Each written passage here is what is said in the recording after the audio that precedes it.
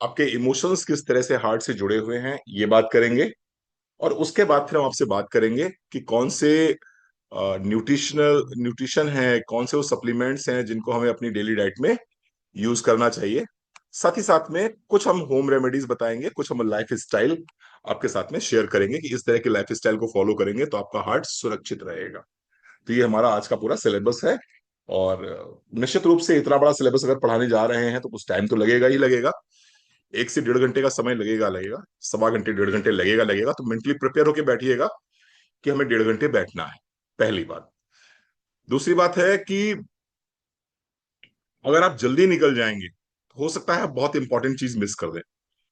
तो mentally prepare होके बैठिएगा कि मुझे यहाँ पर 1.5 घंटे बैठना है और अच्छे से प्रॉपरली नोट्स बनाने हैं इसके जो भी पढ़ाया जाएगा। तब आपको पूरा इससे आप क्या करेंगे, पूरा इस ट्रेनिंग का आप पूरा आप आनंद भी ले पाएंगे और इस ट्रेनिंग का पूरा ज्ञान ले पाएंगे आप। चलिए स्टार्ट करते हैं आज के अपने प्रेजेंटेशन को रिगार्डिंग हार्ट हेल्थ।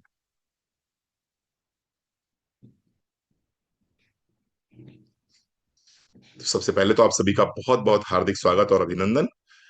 आप सभी लोग दुनिया भर के सारे काम छोड़ के अगर ट्रेनिंग मीटिंग में आते हो तो निश्चित रूप से आप सभी लोग लर्नर हो, आप सभी लोग सीकर्स हो, आप सभी को ज्ञान की अभिप्सा है, प्यास है ज्ञान की, इसीलिए आप बैठते हो हमारे साथ में।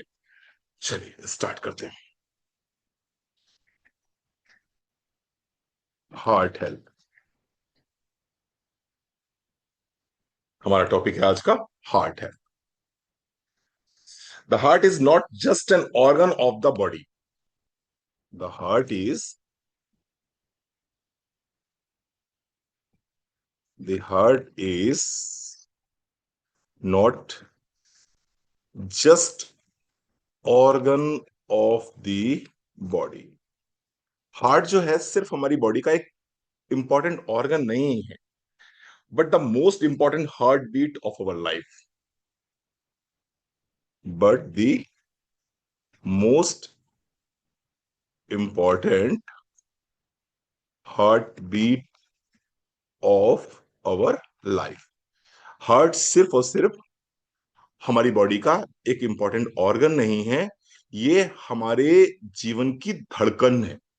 ये हमारे जीवन की धड़कन है। ठीक है। As long as the heart keeps beating,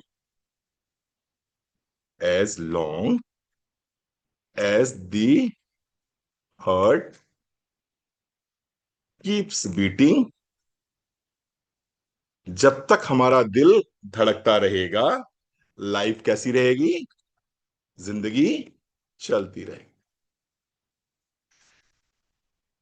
जिंदगी जिंदगी चलती रहे, continues. As long at the heart keeps beating, life continues. जब तक ये दिल धड़कता रहेगा तब तक हमारा जीवन चलता रहेगा।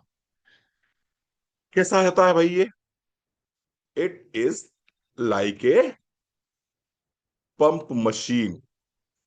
एक पंप मशीन की तरह है जो क्या करता है, continuous 24/7।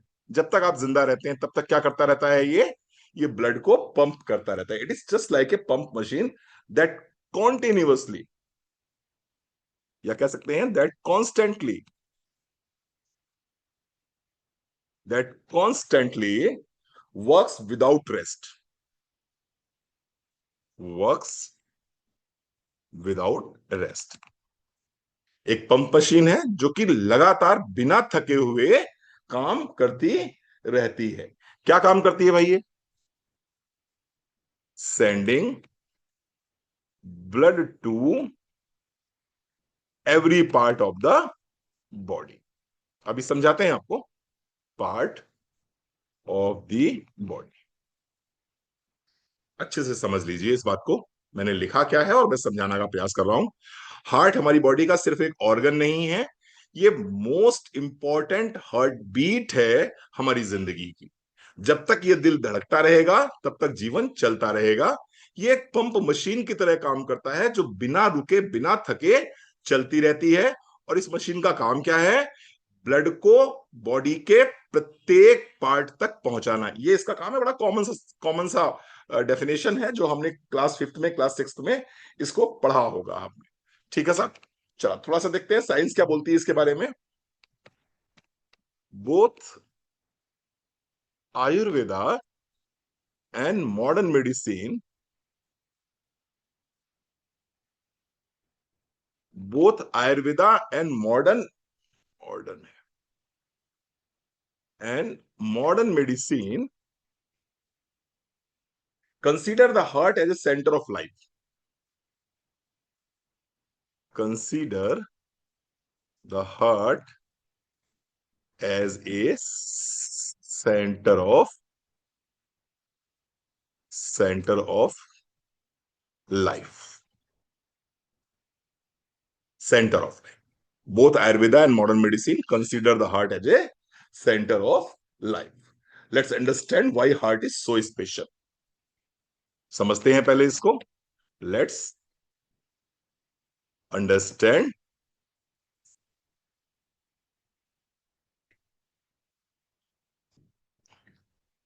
Understand why the heart is so special. समझते हैं कि हमारे लिए हार्ट इतना स्पेशल क्यों है। Why the heart is so special.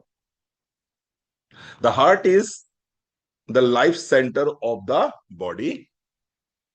The heart is the life center of the body।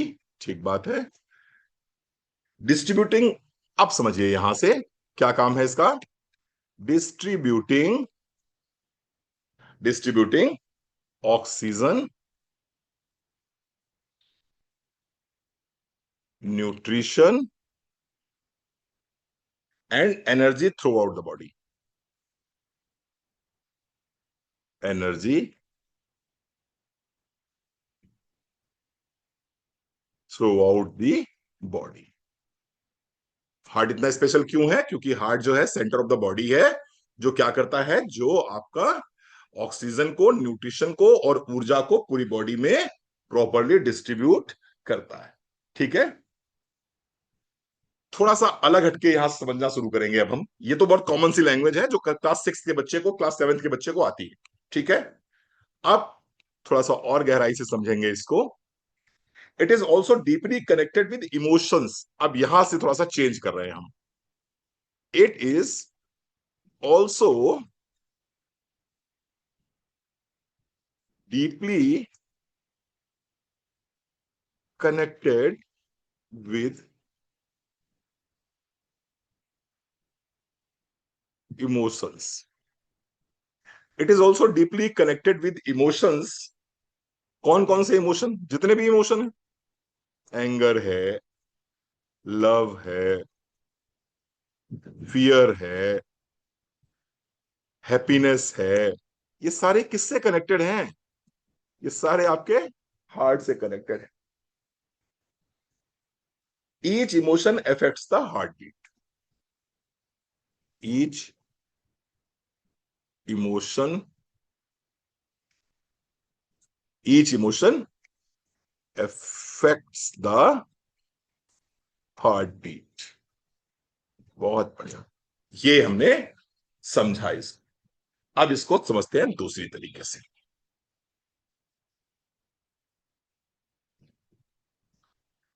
होता क्या है बेसिकली, ये समझने का प्रयास कीजिए। होता क्या है इसको समझते हैं हम। हमारे जितने भी इमोशंस हैं, चाहे वो एंगर है, लव है, कंपैशन है, काइंडनेस है, जितने भी इमोशंस हैं, हैप्पीनेस है, ये सारे हार्ट से क्यों रिलेटेड है?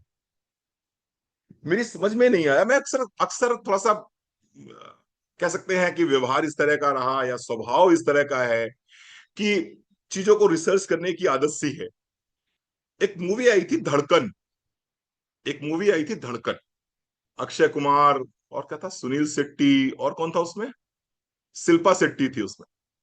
उसमें एक गाना था बड़ा अच्छा। क्या गाना था?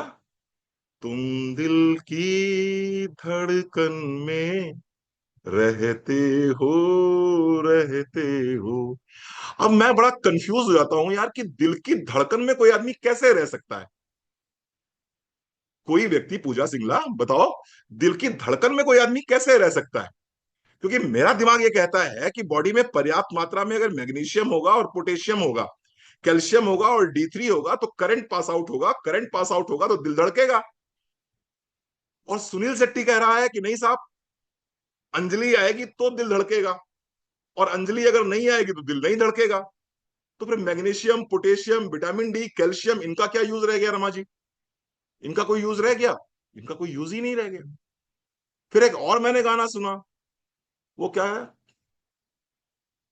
तुम जो चले गए तो, है ना, तुम जो चले गए तो होगी बड़ी खराबी, तुम्हें दिल में बंद कर लूं, दरिया में फेंक दूं। हाँ शादी, ये भी बड़ा समझ में नहीं आया रविंदर अंकल, कि तुम जो चले गए तो होगी बड़ी खराबी, तुम्हें दिल में बंद कर लूं, दरिया में फेंक दूं चाबी। मैंने कहा ये पंगा क्या है? क्या कोई आदमी किसी व्यक्ति को दिल में बंद कर सकता है क्या? सारे इमोशंस आपके हार्ट से क्यों जुड़े होते हैं? वो फिर आपने सुना होगा ना वो, अब मैं अब गा के नहीं सुनाऊंगा, लेकिन आप लोगों को पता है वो, दिल दीवाना है ना? वो क्या है, दिल तो पागल है, दिल दीवाना है। दिल कैसे पागल हो सकता है यार? दिमाग पागल होता है। क्यों ना दीदी, मिस्टर शंकर सर, दिल कैसे पागल हो सकता है? पागल तो दिमाग होता है ना। तो दिल तो पागल है, दिल दीवाना है, दिल तो बच्चा है। ये बात समझ में आई नहीं मेरी, कि मैंने कहा ये पंगा है क्या? तो बेसिकली पंगा वो क्या है, आइए उसको समझते हैं। बेसिकली होता क्या है, हाँ, ये दिल मांगे मोर। अच्छा, ये गाने और चाहिए आपको? किसी दिन सुनाएंगे सर, गाने भी सुनाएंगे आप, और गाने सुनाएंगे। समझने का प्रयास करते हैं, समझ समझने का प्रयास करते हैं। बेसिकली होता क्या है, जीवन में जब भी कभी आप किसी भी इमोशन को फील करते हो, जीवन में जब भी कभी आप किसी इमोशन को फील करते हो, तो आपके ब्रेन का लिम्बिक सिस्टम जो है, लिम्बिक सिस्टम जो है, ब्रेन का लिम्बिक सिस्टम, ये एक्टिवेट हो जाता है। आपको मैंने पढ़ाया था एमिगडाला, ब्रेन के अंदर दो चीजें होती हैं, हाइपोथैलेमस, एमिगडाला। तो ये आपका जो लिम्बिक सिस्टम है ब्रेन का, ये एक्टिवेट हो जाता है। अब जब ये ब्रेन का लिम्बिक सिस्टम एक्टिवेट हो जाता है, तो इससे क्या एक्टिवेट होता है? इससे एक्टिवेट होता है आपका ऑटोनॉमिक नर्वस सिस्टम। इससे आपका ऑटोनॉमिक नर्वस सिस्टम एक्टिवेट हो जाता है। अब ऑटोनॉमिक नर्वस सिस्टम में दो चीजें हैं, एक तो है सिंपैथेटिक नर्वस सिस्टम,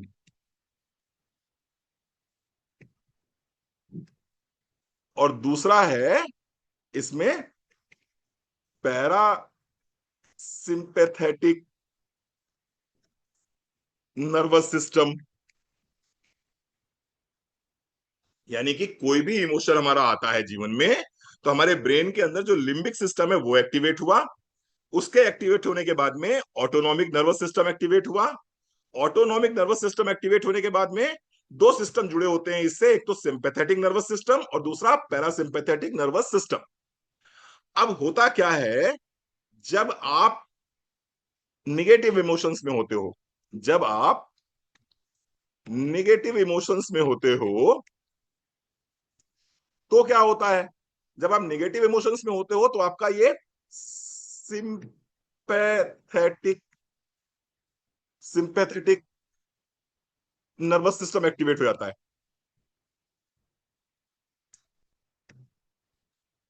जब आप निगेटिव इमोशंस में होते हो तो आपका सिंपैथेटिक, हाँ, नर्वस सिस्टम आपका एक्टिवेट हो जाता है, एक्टिवेट हो जाता है। और ये जब एक्टिवेट होता है, तो ये क्या करता है, ये एक हार्मोन रिलीज करता है जिसको बोलते हैं कॉर्टिसोल। और ये जो कॉर्टिसोल हार्मोन रिलीज करता है, ये आपकी हार्ट बीट को इंक्रीज कर देता है। ये आपकी हार्ट बीट को इंक्रीज कर देता है। जब आपकी हार्ट बीट इंक्रीज हो जाती है, ऐसी स्थिति में क्या होता है, आपका ब्रेन जो है वो वो नेगेटिव हॉर्मोन्स रिलीज करता है ना, वो स्ट्रेस हार्मोन रिलीज करता है। स्ट्रेस में ब्रेन आपका स्ट्रेस में आ जाता है। कुल मिला के ये समझने की कोशिश करिए। तो कहना क्या चाह रहा हूं मैं आपको, कहना मैं ये चाह रहा हूं आपका कि जब भी कभी जीवन में आपके कोई भी इमोशन आएगा, तो ब्रेन का limbic system system limbic system बोले इसको, थोड़ा सा इसको सही करें, ये गलत लिख गया भैया।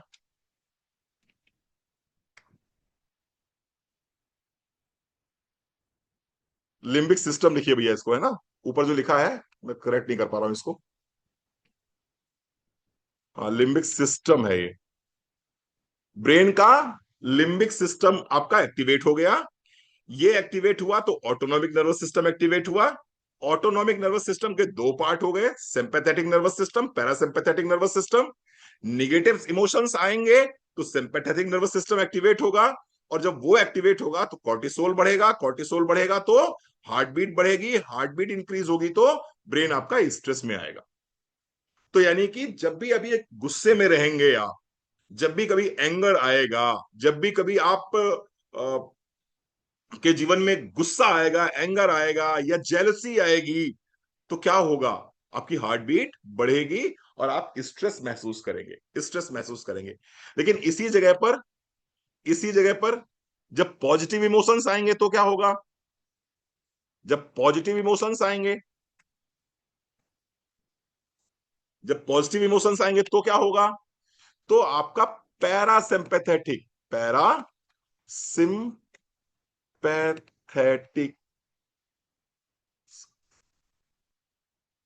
पैरासिम्पैथेटिक नर्वस सिस्टम जो है ये एक्टिवेट हो जाएगा। पैरासिम्पैथेटिक नर्वस सिस्टम एक्टिवेट हो जाएगा, और जब पैरासिम्पैथेटिक नर्वस सिस्टम एक्टिवेट हो जाएगा तो अगेन क्या होगा, आपकी हार्ट बीट कैसी रहेगी, नॉर्मल रहेगी और पीसफुल रहेगी। पीसफुल रहेगी यानी कि आपका ब्रेन क्या करेगा, पीस में आ जाएगा, रिलैक्स हो जाएगा। मैं थोड़ा सा समझाने का प्रयास करता हूं, समझने का प्रयास करिए। आप एक इंटरव्यू के लिए तैयारी कर रहे हैं, आप बाहर लॉबी में बैठे हुए हैं, अंदर इंटरव्यू चल रहा है। जब अंदर इंटरव्यू चल रहा है और आप बाहर लॉबी में बैठे हुए हैं, तो आपका ब्रेन का कौन सा सिस्टम एक्टिवेट होगा, सिंपैथेटिक नर्वस सिस्टम या parasympathetic nervous system? Of course sympathetic nervous system activate होगा। अब सिंपैथेटिक नर्वस सिस्टम एक्टिवेट होगा तो वो कौन सा रिलीज करेगा हार्मोन, कॉर्टिसोल हार्मोन रिलीज करेगा। कॉर्टिसोल हार्मोन रिलीज करेगा तो वो क्या पैदा करेगा आपके अंदर, वो आपके अंदर स्ट्रेस पैदा करेगा, आपके अंदर डर पैदा करेगा, आपके अंदर डर पैदा करेगा। और इसीलिए जब भी कभी आप इंटरव्यू देने जाते हैं या एग्जाम देने जाते हैं तो आप डरे हुए रहते हैं, आपके अंदर डर रहता है, हार्ट बीट आपकी बढ़ी हुई रहती है। लेकिन अभी मान लो आपका बेटा टॉप कर गया क्लास में, और वो आके कहता है पूजा से कि पूजा मम्मी मैंने क्लास में टॉप किया है, तो ऐसे में आपका नर्वस सिस्टम कौन सा एक्टिवेट हो जाएगा, पैरासिम्पैथेटिक नर्वस सिस्टम एक्टिवेट हो जाएगा। पैरासिम्पैथेटिक नर्वस सिस्टम एक्टिवेट हो जाएगा तो क्या होगा, तो आपके ब्रेन में कौन से हार्मोन्स रिलीज होंगे, डोपामाइन रिलीज होगा, सेरोटोनिन रिलीज होगा, हैप्पी हॉर्मोन्स रिलीज होंगे। और ये हैप्पी हॉर्मोन्स क्या करेंगे, ये हैप्पी हॉर्मोन्स आपकी हार्ट बीट को नॉर्मल करेंगे, नॉर्मल करेंगे। ना सिर्फ आपकी हार्ट बीट को नॉर्मल करेंगे, बल्कि आपके ब्रेन को एक मैसेज देंगे, everything is fine, everything is cool, everything is good, और उसमें आप हैप्पीनेस महसूस करोगे, हैप्पीनेस महसूस करोगे। तो वो जो गाना है ना, तुम्हें दिल में बंद कर लूं दरिया में फेंक दूं चाबी, उसका मतलब ये है कि जब तुम चले जाओगे तो कॉर्टिसोल रिलीज हो जाएगा, और जब तुम पास में रहोगे तो डोपामिन रिलीज होगा, और जब डोपामिन रिलीज होगा तो मुझे खुशी महसूस होगी। तुम दिल की धड़कन में रहते हो, इसका मतलब क्या है, कि मेरी दिल की धड़कन सामान्य तब चलेगी जब तुम मेरे पास रहोगे। ब्रेन और हार्ट दोनों में टू वे कम्युनिकेशन होता है। ये बिल्कुल नई नई चीज बता रहा हूं आपको, नया इंसाइट दे रहा हूं। ब्रेन और हार्ट कुछ इस तरह से जुड़े हुए हैं, समझने का प्रयास कीजिए, और फिर आपको जो है एक नई इंसाइट मिलेगी जीवन में। ये मान लीजिए आपका ब्रेन है और ये आपका हार्ट है, ये आपका हार्ट, ये टू वे कनेक्टेड है।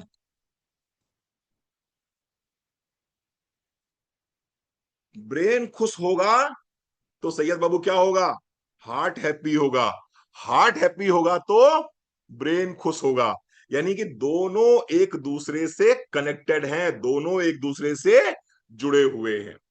आपको अच्छी खबर मिली, ब्रेन का लिम्बिक सिस्टम एक्टिवेट हुआ।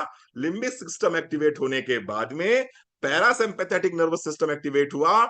आपकी बॉडी में पॉजिटिव हॉर्मोन्स रिलीज हुए और आपको बहुत अच्छा महसूस हुआ। आप कूल महसूस करने लगे, आप पीसफुल महसूस करने लगे, आप जॉय महसूस करने लगे। ब्रेन को कहीं से निगेटिव इमोशन मिला, ब्रेन ने निगेटिव इमोशन जैसे ही पाया, वैसे ही क्या हुआ, उसका सिंपैथेटिक नर्वस सिस्टम एक्टिवेट हुआ और उसने क्या करा, हार्ट बीट को बढ़ा दिया, घबराहट बढ़ गई, डर बढ़ गया, स्ट्रेस बढ़ गई आपको। तो हमारा कुल मिला के मुद्दा क्या है? मुद्दा ये है कि अगर ये करेक्ट रहेगा तो ये करेक्ट रहेगा, अगर ये रॉन्ग रहेगा तो ये भी रॉन्ग रहेगा। तो हम सिखाना क्या चाह रहे हैं आज के ट्रेनिंग प्रोग्राम में? आप नया क्या सीख के जाओगे? नया ये सीख के जाओगे आज के प्रोग्राम में आप कि मुझे अगर अपनी हार्ट हेल्थ को अच्छा रखना है तो मुझे योगेश बाबू क्या अच्छा रखना है? ये अच्छा रखना है। समझ में मेरी बात आ रही है आपको? यही कारण है कि लाखों करोड़ों अरबों लोग आज की तारीख में हार्ट की मेडिसिन लगातार खा रहे हैं, लेकिन उसके बावजूद भी उसके जीवन में कोई फर्क नहीं पड़ रहा है। क्यों नहीं फर्क पड़ रहा है? क्योंकि वो हार्ट की दवाइयां खा रहे हैं, वो हार्ट की दवाइयां खा रहे हैं। और करेक्ट कहां करना था? करेक्ट यहां करना था। ये करेक्ट करोगे तो हार्ट अपने आप सही होगा, ये अगर इनकरेक्ट होगा तो हार्ट अपने आप इनकरेक्ट हो जाएगा। क्लियर हो गया आपको? समझ में आ गया आपको? तो ख्याल किसका रखना है? ख्याल इसका रखना है, ख्याल इसका रखना है। चलो, यहां तक ये समझ में आ गया। चलो थोड़ा सा और आगे बढ़ते हैं। अब हमारा थोड़ा सा आयुर्वेद की भाषा समझते हैं। आयुर्वेद क्या कहता है? आयुर्वेद कहता है हृदय। आयुर्वेद हार्ट तो बोलता नहीं है, तो आयुर्वेद क्या बोलता है? आयुर्वेद बोलता है इसको हृदय। मैं लिखता हूं, यही तो है हृदय। अब इसको समझिए साहब, हृदय का मतलब क्या हो गया? हृदय में जो HRU है, इसका मतलब होता है इनटेक करना। इनटेक करना यानी कि लेना, रिसीव करना। हृदय का मतलब, इसको रिसीव करना बोले ज्यादा अच्छा रहेगा, रिसीव करना। ठीक है। DA, दा, दा का मतलब है दान। दान का मतलब क्या हो गया? दान का मतलब क्या होता है? दान का मतलब हो गया कि to give,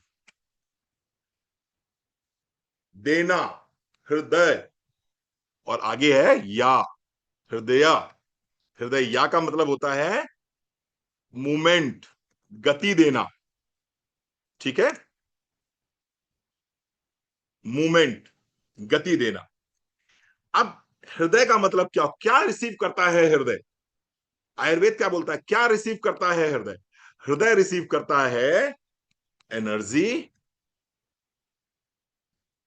feelings and, energy, feelings and blood. ये क्या है? ये हार्ट आपका रिसीव करता है। ये आपका हार्ट क्या करता है? रिसीव करता है। हृदय यानी कि रिसीव करना, हृदय, HRU, रिसीव करना। फिर DA, क्या देता है ये न्यूट्रिशन देता है। ये न्यूट्रिशन देता है। और क्या देता है ये? ये ऑक्सीजन देता है,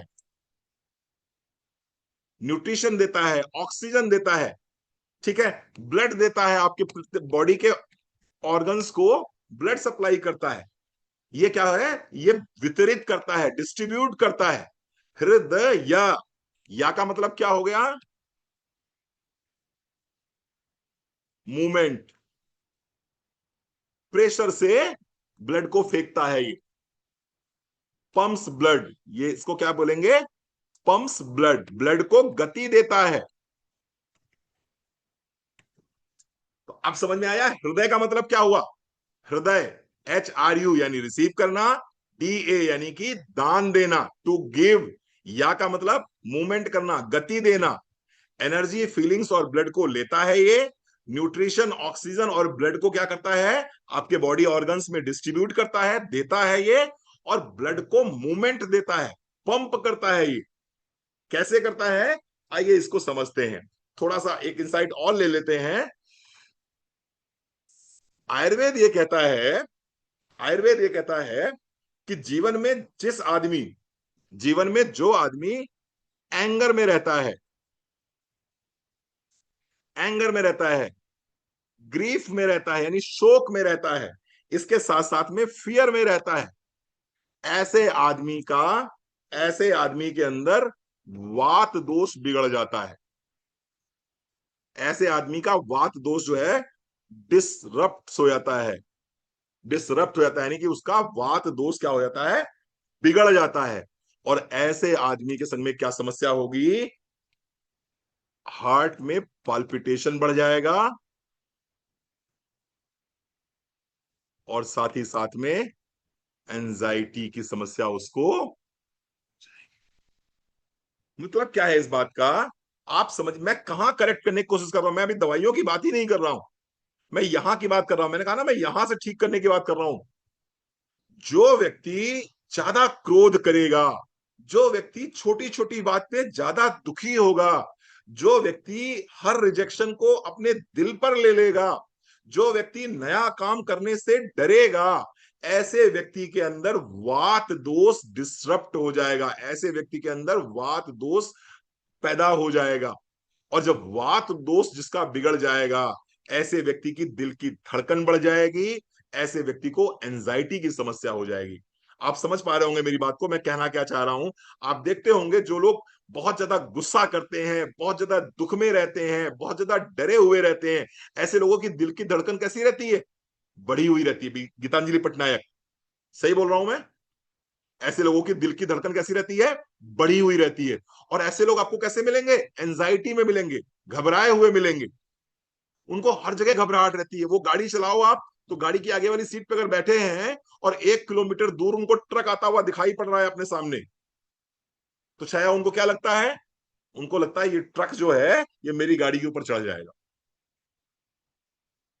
1 किलोमीटर दूर अगर ऐसे लोग हैं जिनका वात दोष बिगड़ा हुआ है, तो सामने से अगर कोई साइकिल जा रही होगी, तो जो बगल में बैठा होता है कंडक्टर सीट पे, वो चिल्लाना शुरू कर देता है, देखो साइकिल है, देखो साइकिल है, देखो साइकिल है, टकरा मत जाना। अरे साइकिल अपनी जगह जा रही है, गाड़ी अपनी जगह जा रही है।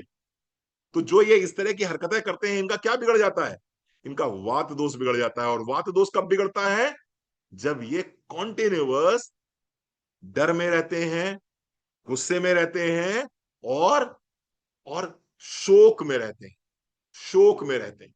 ऐसे लोग हमेशा आपको, इनकी इनकी दिल की धड़कन आपको हमेशा बढ़ी हुई मिलेगी, इनकी दिल की धड़कन आपको हमेशा बढ़ी हुई मिलेगी। और साथ ही साथ में ऐसे लोग एंजाइटी के पेशेंट मिलेंगे। चल दूसरी बात बोलते हैं, एक दूसरी कैटेगरी है, एक दूसरी कैटेगरी है जिनके अंदर, जिनके अंदर एक्सेस में ग्रीड रहती है, बहुत लालची स्वभाव के लोग रहते हैं। ऐसे लोग जो एक्सेस ग्रीड में रहते हैं, एंड एक्सेस डिजायर्स, जिनकी जो है डिजायर्स बहुत ज्यादा रहती हैं। अब बहुत ज्यादा डिजायर का मतलब ये मत सोचिएगा कि नहीं सर, हमारे अंदर भी डिजायर है, हम भी चाहते हैं गोवा करें, हम भी चाहते हैं मलेशिया करें, हम भी चाहते हैं मोदी केयर से लाखों रुपए महीने कमाएं, हम भी चाहते हैं मोदी केयर में GBD बने, तो ये एक्सेस डिजायर हो गई क्या, ना, ये डिजायर एक्सेस नहीं है। समझने का प्रयास कीजिए, एक्सेस डिजायर उसको बोलते हैं जो हम ये कहते हैं सुबह उठे, और सुबह उठने के बाद में जब हमने अपना न्यूज़पेपर खोला, तो न्यूज़पेपर में तिलक वर्मा की फोटो देखी हमने, और हमने क्या कहा कि हमें तो तिलक वर्मा की तरह इंडियन क्रिकेट टीम में शामिल होना है, हमें एशिया कप जीत के लाना है, और हमें पूरे देश का नाम रोशन करना है, और ये करना है, वो करना है, ऐसा करना है, वैसा करना है।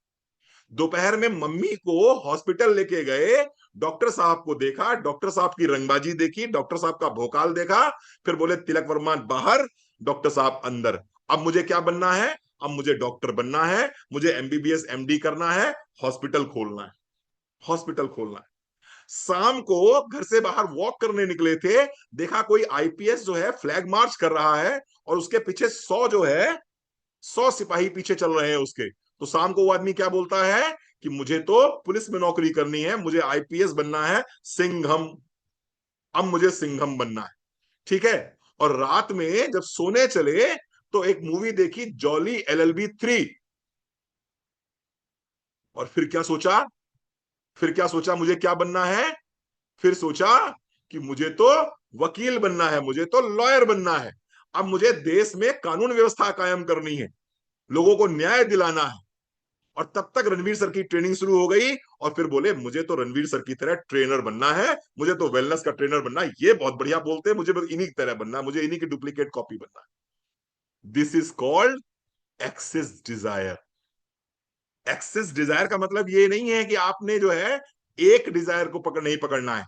एक संकल्प को अगर आप पकड़ के चल रहे हैं, तो वो एक्सेस डिजायर में कभी नहीं आता। भटकती हुई आत्मा बन के जब आप घूमते रहते हो, तो वो आता है एक्सेस डिजायर में, और वो आता है एक्सेस ग्रीड में। तो जितनी भटकती हुई आत्माएं हैं, जितने ये एक्सेस डिजायर के लोग हैं, इनके अंदर आयुर्वेद क्या कहता है वो समझ लीजिए। आयुर्वेद कहता है कि जो इस तरह के लोग हैं, जिनके अंदर एक्सेस ग्रीड है, जिनके अंदर एक्सेस डिजायर है, ऐसे लोग, ऐसे लोगों का पित्त दोष बिगड़ जाता है। जैसे वात बिगड़ गया ना ऊपर, ऐसे लोगों का पित्ता दोष बिगड़ जाता है। और जिनका पित्त दोष बिगड़ जाता है, इनको क्या होता है?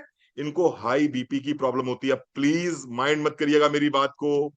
हाई बीपी एंड इन्फ्लेमेशन, यानी बॉडी में इंटरनल सूजन रहती है। अब यहां पर बहुत सारे लोग बैठे होंगे जो कहेंगे रणवीर सर हमें भी हाई बीपी है, हमें भी हाई बीपी है, हमें भी हाई बीपी है। तो जितने लोग ये हाई बीपी वाले बैठे हैं, सब मुझे गालियां मत देना प्लीज। कहीं ना कहीं तुम्हारे मन में डिजायर तो है, और एक्सेसिव डिजायर है। कभी इस तरफ भागते हो, कभी उस तरफ भागते हो। जो लोग भी एक संकल्प लेके चलेंगे ना, उनके जीवन में कभी भी जो है हाई बीपी की प्रॉब्लम नहीं रहेगी। हाई बीपी की प्रॉब्लम उसी को रहती है जिसके अंदर क्रोध बहुत ज्यादा होगा, जिसके अंदर ग्रीड बहुत ज्यादा होगा, जिसकी जो जो फ्लक्चुएटिंग होगा, जो फ्लक्चुएटिंग होगा। ऐसे लोगों ऐसे लोगों को क्या होता है? पित्त दोष बढ़ जाता है, और ऐसे लोग हाई बीपी के पेशेंट बन जाते हैं, और इन्फ्लेमेशन के पेशेंट बन जाते हैं। ठीक है जी। आइए तीसरी क्वालिटी और समझ लेते हैं, थोड़ा समझ ज्ञान ले लेते हैं, ज्ञान लेने में क्या दिक्कत है, रिसर्च बाद में करते रहेंगे। तीसरा कौन सा व्यक्ति होगा? तीसरा व्यक्ति होगा जो व्यक्ति ज्यादातर आप देखेंगे वो हमेशा डिप्रेसिव मूड में रहेगा, ज्यादातर वो निगेटिव बात करेगा। Depression and sadness. जो व्यक्ति हमेशा डिप्रेसिव मूड में रहेगा, जब भी उससे बात करोगे तो ऐसा लगेगा जैसे किसी की मैयत से लौट के आ रहा है। जब भी उससे बात करोगे तो क्या करेगा? ऐसा लगेगा आपको ये किसी को फूंक के आ रहा है, किसी को जला के आ रहा है, या किसी को दफना के आ रहा है। हमेशा निगेटिव, हमेशा निगेटिव बात करता है। ऐसे लोग अगर हैं, तो आयुर्वेद ये कहता है कि ऐसे लोगों के अंदर एक दोष बिगड़ जाता है, जिसे बोलते हैं कफ दोष। कफ दोष बिगड़ जाता है, और जिनके अंदर कफ दोष बिगड़ जाता है, ऐसे लोगों के में क्या प्रॉब्लम रहती है? ऐसे लोगों में प्रॉब्लम रहती है कि ऐसे लोगों को हैवीनेस इन चेस्ट रहता है। मैं हार्ट की बात बता रहा हूं आपको। ऐसे लोगों को हैवीनेस इन चेस्ट रहता है, जिनको चेस्ट में भारीपन महसूस होता है, जिनको लगता है चेस्ट के ऊपर किसी ने पत्थर रख दिया है। ये बहुत सैडिस्ट टाइप के लोग होते हैं, ये बहुत पैसिमिस्टिक टाइप के लोग होते हैं। इनका कफ दोष बिगड़ा होता है, इनका कफ दोष बिगड़ा होता है। आइए चौथी बात करते हैं, चौथी बात करते हैं, और निश्चित रूप से यह बात आपको अच्छी लगेगी। जो लोग पॉजिटिव फीलिंग्स में रहते हैं, जो लोग पॉजिटिव फीलिंग्स में रहते हैं, जिनके अंदर लव रहता है, जिनके अंदर सेटिस्फेक्शन रहता है, जिनके अंदर काइंडनेस रहती है, जो जो चीयरफुल रहते हैं, जो चीयरफुल रहते हैं, जिनके अंदर जॉय होता है, इनका कौन सा दोष बिगड़ता है? आइए ये देखते हैं। इनके जो है, इनका जो है तीनों दोष, यानी कि वात, पित्त एंड कफ, ये तीनों दोष इनके बैलेंस में रहते हैं। इनके तीनों दोष बैलेंस में रहते हैं, और इनको हम कहते हैं healthy and happy heart. Healthy and happy heart. Clear हुई बात? में समझ में आ रही मेरी बात? तो अगर आपको अपने हार्ट को हेल्दी और हैप्पी रखना है, तो ये बस ठीक है, ओमेगा 3 अच्छी बात है, बीपी बैलेंस अच्छी बात है, कार्डियो एक्टिव अच्छी बात है, गार्लिक अच्छी बात है, अश्वगंधा अच्छी बात है, ये सब हर्ब्स हैं, ये फायदा करेंगे। लेकिन इन सबसे ज्यादा अगर कोई चीज फायदा करेगी आपकी हार्ट हेल्थ में, आपकी हार्ट हेल्थ में इन सबसे ज्यादा कोई चीज फायदा करेगी अगर आपको, तो वो क्या फायदा करेंगे? आपके इमोशंस। जितना आपके अंदर प्यार पनपेगा, जितना आपके अंदर दया पनपेगी, जितना आपके अंदर करुणा यानी कंपैशन रहेगा, जितना आप चीयरफुल रहोगे, जितना आप आनंदित रहोगे, जितने बढ़िया बढ़िया गाने गाओगे, जैसे मैंने गा के सुनाया ना आपको, जितने बढ़िया बढ़िया आप गाने गाओगे अपने घर में, आपका हार्ट उतना ही कूल रहेगा। आपको बीपी की दवाइयां नहीं खानी पड़ेंगी, आपको हार्ट को नहीं खुलवाना पड़ेगा, आपको बाईपास सर्जरी नहीं करवानी पड़ेगी, आपको एंजियोग्राफी एंजियोप्लास्टी नहीं करानी पड़ेगी। क्या करना पड़ेगा? जो पास है वो पर्याप्त है, जो पास है वो पर्याप्त है। जो मेरे सामने आएगा उसको मैं पूरे जील और जस्ट के साथ करूंगा, जो मुझे मिल जाएगा वो सर मत्थे पे। जिसके अंदर ये थ्योरी आ गई, जिसने इस साइकोलॉजी को अपना लिया, वो आदमी जीवन में कभी हार्ट का पेशेंट हो ही नहीं सकता। वो आदमी कभी हार्ट का पेशेंट हो ही नहीं सकता। मैं अपने, मेरे सामने कोई भी काम आएगा, मैं पूरे ऊर्जा पूरे उत्साह के साथ उस काम को करूंगा। अब मैंने अपना धर्म निभा दिया, अब इसके बाद में जो भी इसका परिणाम निकलेगा वो सर मत्थे पे। हवन करते हैं ना, हवन, अभी आप लोग यहाँ नवरात्रों के हवन हो गए होंगे कि वे हो रहे हैं? हो गए हवन? अच्छा, रूपाली जोशी मैम के यहाँ हवन हो गया है, बहुत बढ़िया। क्या करते हैं हवन करने के बाद में? हवन क्या करते हैं? हवन कुंड होता है, हवन कुंड में लकड़ी लगाते हैं, उसमें सविदा डालते हैं, उसमें अग्नि प्रज्वलित करते हैं, और उसके बाद में जो राख है, राख, उस राख को कहां लगाते हो? थे पे। राख क्या है? राख आपके कर्मों का परिणाम है, जो आपने किया। हवन करते समय आप क्या कर रहे हो? आप कर्म कर रहे हो। जो आपने कर्म किया, जो आपने उसमें इनपुट्स डाले, ये सब कुछ डालने के बाद में जो परिणाम निकल के आया, उसको क्या करते हो? उसको सर मत्थे पे लगाते हो। ये हो गया हवन, ये हो गया हवन। तो जीवन भी क्या है? जीवन एक यज्ञ है। मैं इसमें क्या कर रहा हूं? एक यज्ञ कर रहा हूं। इस यज्ञ में अपने विचारों की आहुति डाल रहा हूं। अब इससे जो भी प्रज्वलित होगा, इसका जो भी परिणाम निकलेगा, आप मेरे लिए 4 शब्द अच्छे लिखोगे या बुरे लिखोगे या नहीं लिखोगे या न्यूट्रल हो जाओगे, वो जो भी इसका परिणाम होगा इस यज्ञ का, वो कहां लेना है मुझे? सर माथे पे। सर माथे पे ले लिया, ठीक है। हे प्रभु, तेरी जो इच्छा थी तूने दे दिया, बात खत्म हो गई। अब बताओ, मेरा बीपी बढ़ेगा क्या? अब मुझे स्टेंट डलवाना पड़ेगा क्या? अब मुझे बाईपास सर्जरी करनी पड़ेगी क्या? अब नहीं करनी पड़ेगी बाईपास सर्जरी। बाईपास सर्जरी तब करवानी पड़ती है जब आप कहते हो कि मैंने ये बोया है और मुझे यही काटना है। स्निग्धा बेग, मैंने ये बोया है, मुझे यही काटना है, और मुझे यहीं से काटना है। आपको भी लगता है ना, जिस जगह पर बोते हो आपको लगता है इसी जगह पर काटना है। नहीं, उस जगह पर नहीं मिलेगा आपको। मेरे बहुत से डाउनलाइन है, मेरा पूरा नेटवर्क है, जिसके संग में मैं बहुत मेहनत करता हूं, बहुत एनर्जी लगाता हूं, बहुत ताकत लगाता हूं, लेकिन वो ट्रेनिंग में नहीं आते। नहीं आते, उनकी मर्जी है। अब मुझे क्या लग रहा है कि मैंने नेटवर्क बनाया, मैं मेहनत कर रहा हूं, मैं इतना गला फाड़ रहा हूं, मैं इतना कुछ सिखा रहा हूं, मेरा नेटवर्क क्यों नहीं बैठ रहा है? और अगर मैं ये सोचूंगा तो मैं किस में आ जाऊंगा? स्ट्रेस में आ जाऊंगा। मेरा काम है बुआई करना, मेरा काम है बुआई करना, मेरा काम है सो करना, बोना। कहां से काटूंगा मैं? ये ऊपर वाले पे छोड़ दीजिए। हो सकता है आप यहां बो रहे हो, काटो कहीं और। हो सकता है किसी एक डाउनलाइन के साथ में आप बहुत मेहनत कर रहे हो, वो आपको छोड़ के चला जाए और कहीं से कोई निकल के आ जाए और वो आपको कहां से कहां पहुंचा दे। समझ रहे हैं आप? स्निग्धा, समझ में आ रहा है? कई बार लगता है ना, सर जी मैंने इसके संग में बहुत किया, आप बिलीव नहीं करोगे सर, इसके संग ये किया, मैंने ये किया, मैंने ये किया, मैंने ये किया, और सर आज ये मुझे छोड़ के चला गया।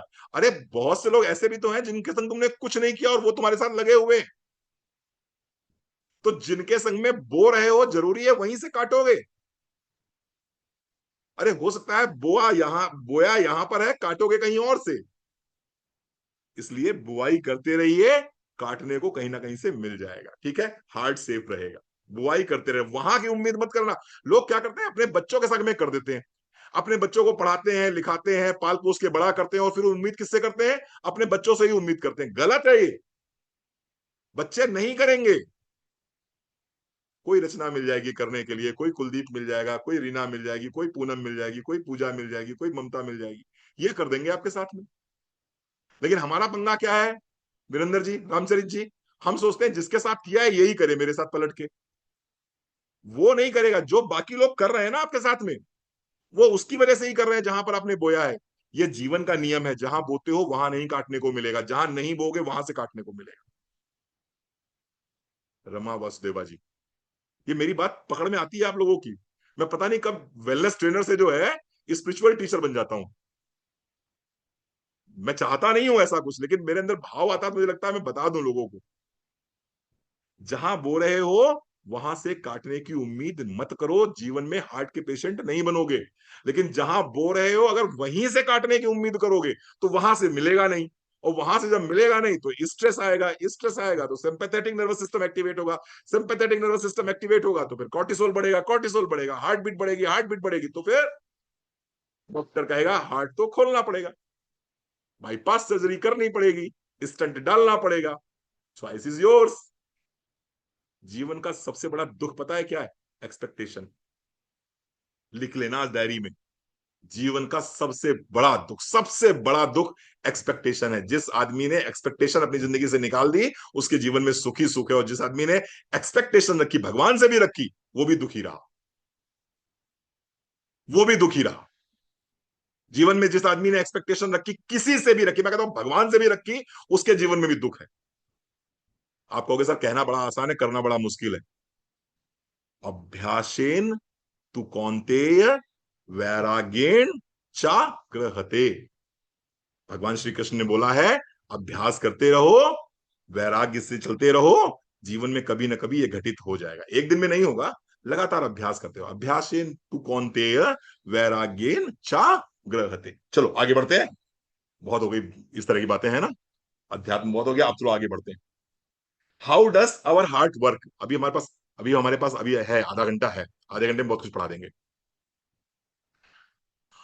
How does our heart works? हमारा हार्ट काम कैसे करता है? How does our heart works? हमारा हार्ट काम कैसे करता है? The heart works like a pump. अभी सिखाते हैं आपको। The heart works like a pump. हमारा हार्ट एक पंप की तरह काम करता है। अब आइए समझते हैं इसको, यहां से लेके चलते हैं दूसरी दिशा में, और इसको लेके चलते हैं हम शेयर। और शेयर पे आएंगे स्क्रीन, स्क्रीन पे आएंगे यहां। ये आपके सामने स्क्रीन आ गई है। हाँ भैया सैयद बाबू, दिखाई पड़ रहा है? स्क्रीन दिखाई पड़ रही है? दिव्या शुक्ला, स्क्रीन दिखाई पड़ रही है? चलो, बहुत बढ़िया। तो ये है हमारा हार्ट, ये है हमारा हार्ट। और जो तुम लोग हार्ट समझते हो, तुम लोग कौन सा वाला हार्ट समझते हो, वो भी दिखा देते हैं। वो जो तुम्हारा वाला हार्ट है, वो बहुत खतरनाक वाला हार्ट है। ये जो तुम लोग हार्ट बनाते हो ना, ये वाला, कौन सा वाला हार्ट बनाते हो? क्या बनाते हैं ये ऐसे बना देते हो ना, ये वाला हार्ट। ऐसा कोई हार्ट नहीं है बायोलॉजी में। ये सिर्फ तुम्हारे दिमाग का हार्ट है। हार्ट ऐसा बिल्कुल भी नहीं होता। ये सिर्फ तुम्हारे दिमाग की खुराफात है। ये हार्ट ऐसा दिमाग में नहीं होता, ना कोई तीर उसके अंदर घुसा होता है। ठीक है। हार्ट बिल्कुल जो है सामान्य आपकी मुट्ठी के आकार का होता है, लगभग 10 सेंटीमीटर का। लगभग 10 सेंटीमीटर का होता है हार्ट। बता रहा हूं कैसा हार्ट होता है। वो जो तुम्हारा वाला हार्ट है वो नकली वाला हार्ट है। तो अभी कहीं कोई हार्ट वार्ट बना के भेजे तो उसे बता देना, भैया ऐसा हार्ट नहीं होता, रणवीर सर बता चुके हैं ऐसा हार्ट होता है। ये आपका हार्ट है। अब सुनो, देखो क्या होता है। ये आपका हो गया। अगर मैं ऐसे खड़ा हो जाऊंगा तो राइट साइड, ठीक है। ये 4 चैम्बर्स में डिवाइडेड है आपका हार्ट। आपका जो हार्ट है वो 4 चैम्बर्स में डिवाइडेड है। कौन कौन से चैम्बर हैं? एक तो है राइट एंट्रियम, मेरे मेरे कर्सर को देखते रहिएगा। एक तो है राइट एंट्रियम, दूसरा है राइट राइट वेंट्रिकल, फिर है लेफ्ट एंट्रियम और लेफ्ट वेंट्रिकल। समझने का प्रयास करिए। एक पाइप आता है ऊपर से हार्ट की तरफ। हार्ट की तरफ ऊपर से एक पाइप आता है जिसको बोलते हैं superior vena cava.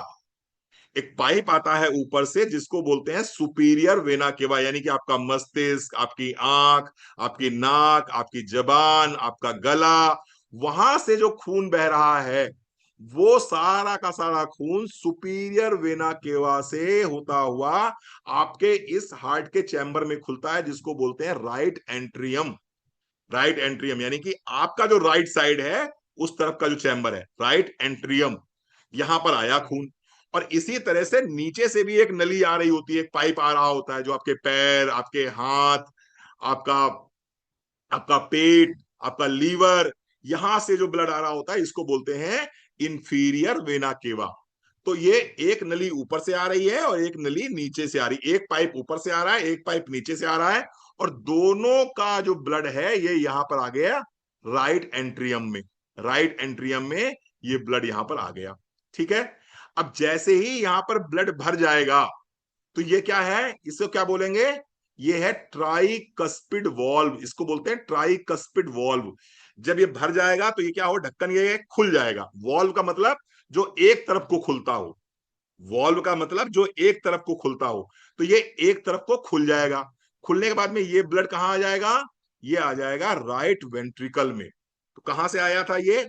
Inferior vena cava superior vena cava के माध्यम से, नीचे के पाइप ऊपर के पाइप के माध्यम से आपके हार्ट के राइट एंट्रियम में ब्लड आया।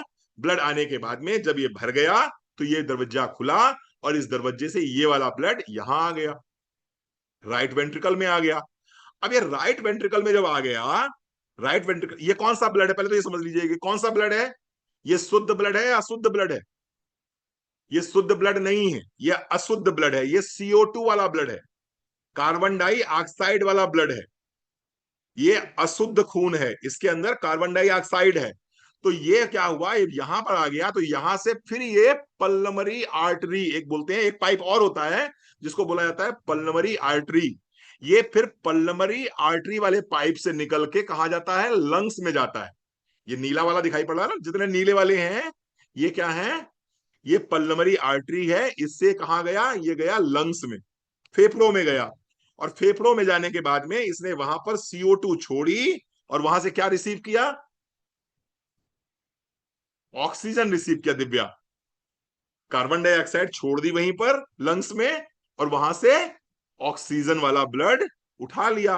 ऑक्सीजन, सॉरी, ऑक्सीजन उठा लिया उसने। और ऑक्सीजन उठाने के बाद में अब क्या करेगा ये? अब ये दूसरी तरफ से, ये जो हार्ट के 4 चैम्बर थे ना, तो राइट साइड से ना आकर अब लेफ्ट साइड से ये एंट्री करेगा। अब ये लेफ्ट साइड से एंट्री करेगा पल्मनरी वेन। देखो यहां, देखो मेरा कर्सर देखना, पल्मनरी वेन से एंट्री कर रहा है। ये कौन सा ब्लड है? ये वो ब्लड है जिसके अंदर ऑक्सीजन है। गया कौन सा था? जिसके अंदर CO2 था। आया कौन सा है? जिसके अंदर O2 है, ऑक्सीजन है। ऑक्सीजन रिच ब्लड आ रहा है पल्मनरी वेन से। ये आया लेफ्ट एंट्रियम में। लेफ्ट एंट्रियम में आने के बाद में फिर आया ये राइट लेफ्ट वेंट्रिकल में। और लेफ्ट वेंट्रिकल में आने के बाद में फिर ये एरोटा के माध्यम से फिर पूरे ब्लड में फैल गया। मेरे मेरे मेरा हार्ट है, उसके अंदर 4 कमरे हैं। पहले कमरे में खून आ रहा है, गंदा खून आ रहा है। फिर पहले कमरे से दूसरे कमरे में पहुंचा ये खून, दूसरे कमरे ने धक्का मारा, इस खून को लंग्स में भेज दिया। लंग्स में जाने के बाद में CO2 वहां छूट गई, ऑक्सीजन वहां से ब्लड में मिल गई, और फिर खाया ये ब्लड आया तीसरे कमरे में। तीसरे कमरे से फिर जो है ये आया चौथे कमरे में। चौथे कमरे ने फिर प्रेशर दिया, इसको कॉन्ट्रैक्ट किया, स्क्वीज किया, और ये एरोटा के माध्यम से, एक पाइप के माध्यम से पूरे शरीर में खून फैल गया। ये मैंने छोटी सी आपको कहानी समझाई है, बहुत डीप में समझेंगे तो 3-4 घंटे लग जाएंगे। सिर्फ इसको ही पढ़ने में मैंने समझा दिया कि हार्ट कैसे काम करता है। ठीक है। अब पंगा ये है कि इनमें से कुछ भी अगर गड़बड़ हो जाएगा, कुछ भी में क्या क्या गड़बड़ हो सकता है?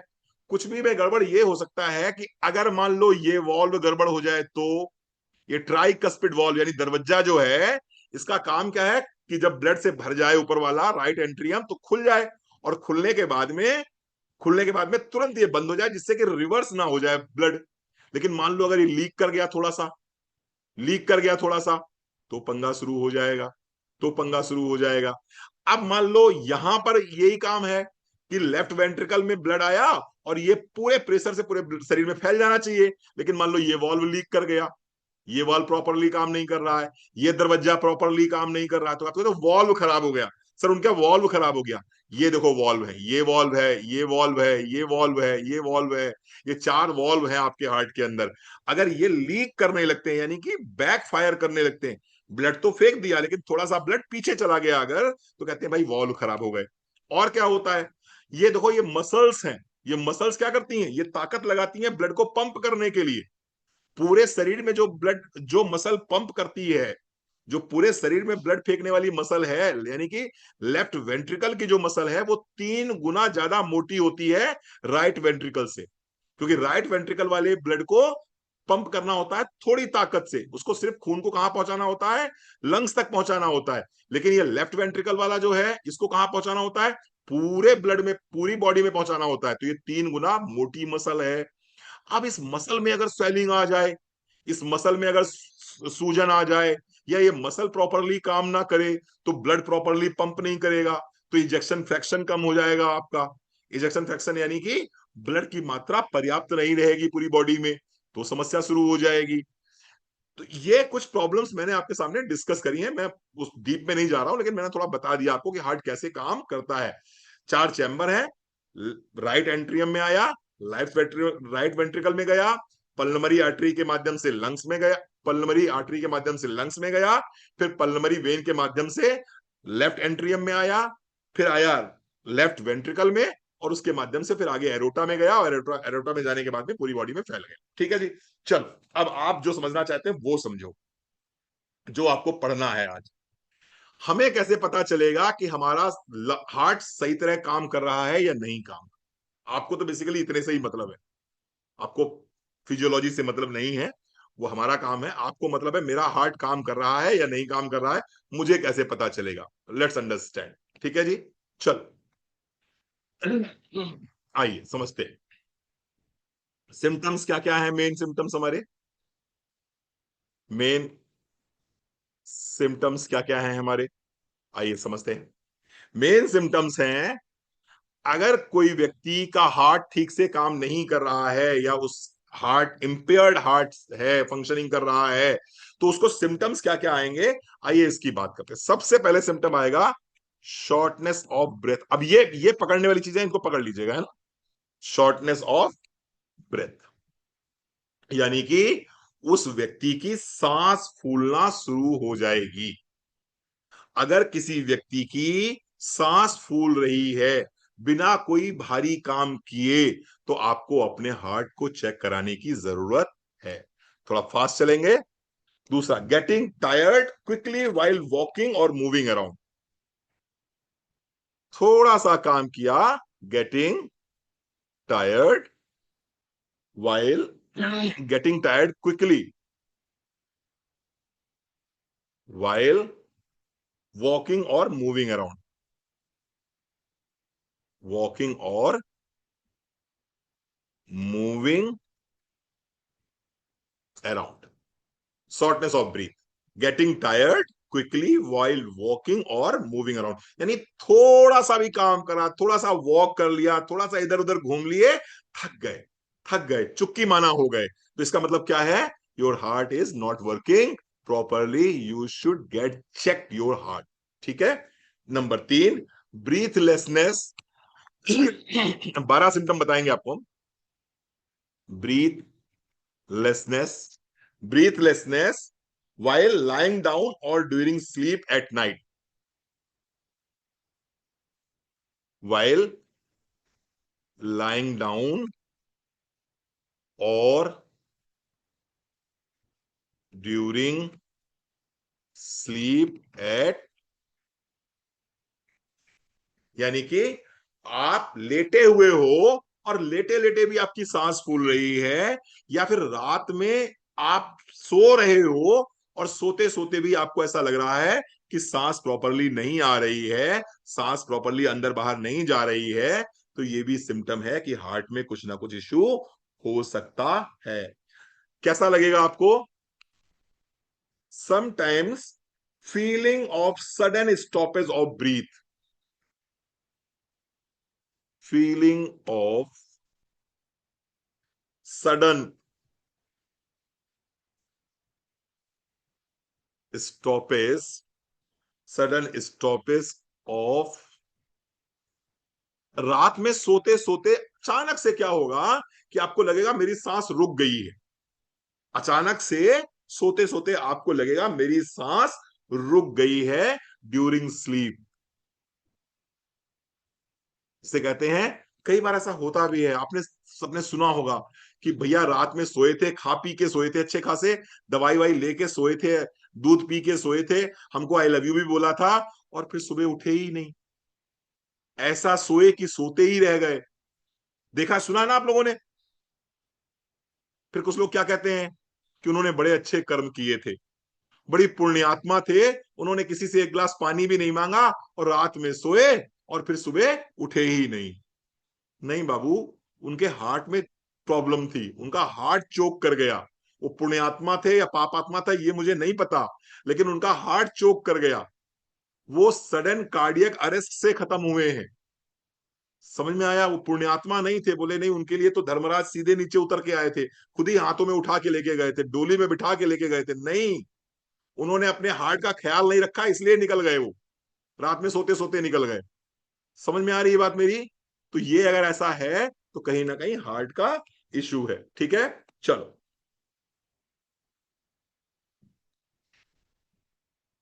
5वां सिम्टम क्या है? एक्सेसिव टायर्डनेस, एक्सेसिव टायर्डनेस हम बोल चुके हैं, पढ़ा चुके हैं, excessive tiredness,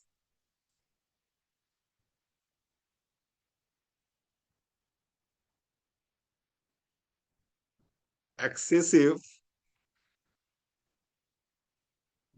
tiredness, excessive tiredness even with light activity, even with light activity. थोड़ा सा काम करके आए, थक गए, थोड़ा सा कहीं घूमने गए, थक गए, जरा जरा सा काम करने के बाद भी आदमी अगर थक जाता है तो ये क्या है? ये है कि उसको कहीं ना कहीं हार्ट का इशू हो सकता है। ठीक है। 6 पॉइंट क्या है? 6 पॉइंट है feeling of heaviness in the body. उसको कहते हैं ना, शरीर पूरा भारी बना रहता है, feeling of heaviness in the body, पूरा शरीर भारी भारी बना रहता है, पूरे शरीर में ऐसा होता है जैसे किसी ने वजन लाद रखा हो। अगर ऐसा महसूस करते हैं तो आपको अपने हार्ट को जरूर चेक कराना चाहिए, अपने हार्ट को जरूर आपको चेक कराना चाहिए। ठीक है जी, चलो। 7वां सिम्टम क्या है? 7वां सिम्टम है swelling in feet, ankle and leg, swelling in feet, ankle and legs.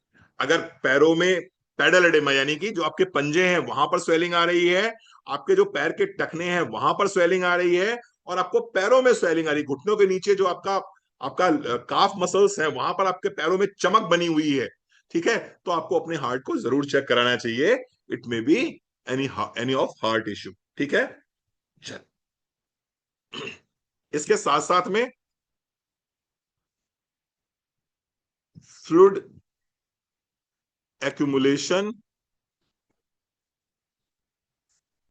In abdomen, पेट में पानी भर जाता है जिसे एसाइड्स बोलते हैं, एब्डोमेन।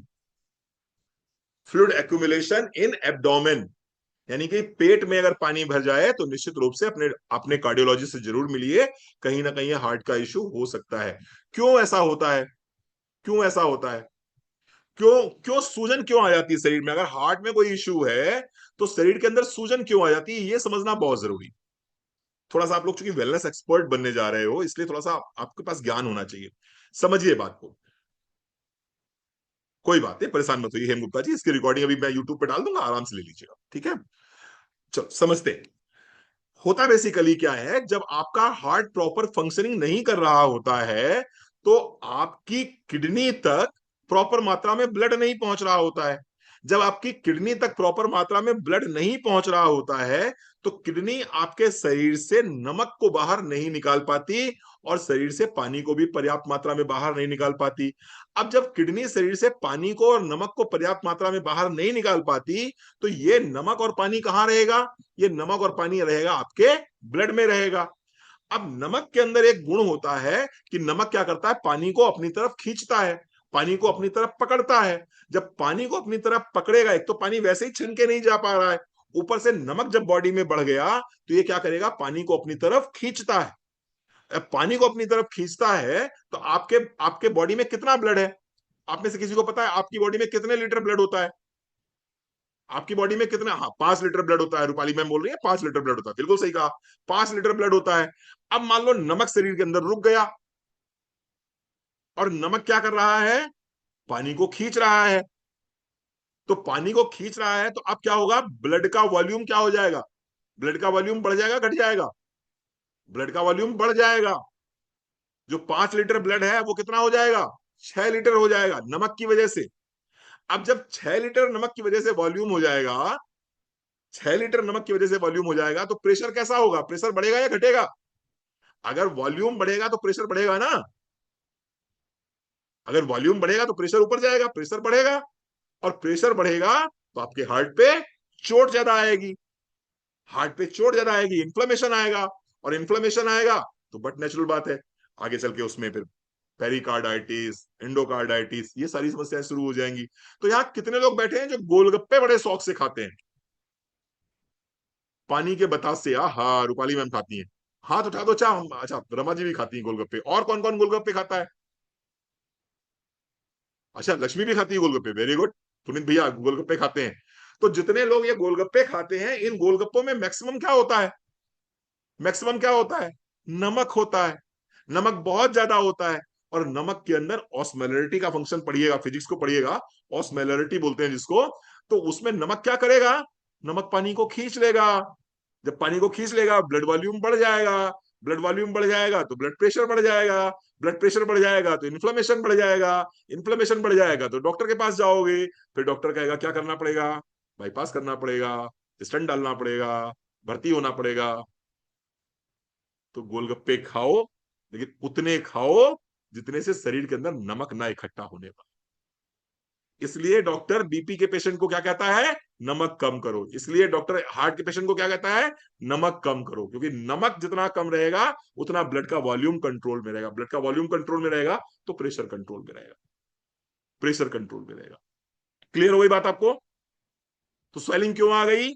स्वेलिंग इसलिए आ गई क्योंकि हार्ट ने प्रॉपर फंक्शनिंग नहीं करी। जब प्रॉपर फंक्शनिंग नहीं करी तो उसकी वजह से किडनी तक प्रॉपर ब्लड नहीं पहुंचा, किडनी तक प्रॉपर नहीं पहुंचा ब्लड, तो किडनी ने नमक को फिल्टर नहीं किया, नमक को फिल्टर नहीं किया तो नमक बॉडी में रुक गया, और नमक का गुण है पानी को खींचना, उसने पानी खींच लिया और स्वेलिंग हो गई, और स्वेलिंग हो गई। ठीक है जी। इसलिए कहते हैं जंक फूड मत खाया करो, इसलिए कहते हैं डब्बा बंद आइटम मत खाया करो, इसलिए कहते हैं कुरकुरे चिप्स लेज नमकीन मत खाया करो, ये आपको नुकसान पहुंचाते हैं। स्ट्रीट फूड कम से कम खाया करो, मत खाया करो यार, अच्छी बात थोड़ी है। ठीक है, चल आगे बढ़ते हैं। आपको याद रहेगा जो मैंने समझाया है आपको, पानी बतासे वाला एग्जाम्पल आपको याद रहेगा। ठीक है, नवा सिम्टम क्या होगा इसका? नवा सिम्टम है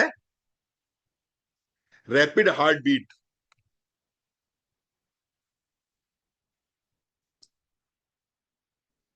रैपिड हार्ट बीट, दिल की धड़कन आपकी बढ़ जाएगी, जिसे हम एरिदीमिया बोलते हैं, bradycardia, tachycardia, rapid heart beat, और कह सकते हैं आप इर्रेगुलर हार्ट बीट।